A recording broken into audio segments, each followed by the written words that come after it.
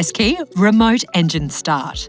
With the PESS Key, you can start your Isuzu MU-X when you are within 20 metres of your vehicle. This means if you have set your automatic air conditioning, you can heat or cool your MU-X before getting in the car.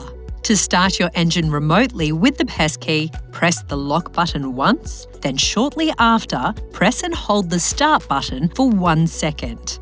A buzzer will sound, the hazard lights will flash, and the engine will start. Once you have started the engine, your MU-X will stay idle for 10 minutes by default, or until one of the conditions on screen is met.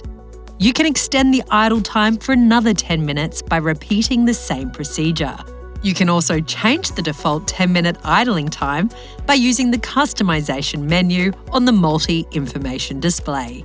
Thank you for watching, and be sure to go your own way in the Isuzu MU-X.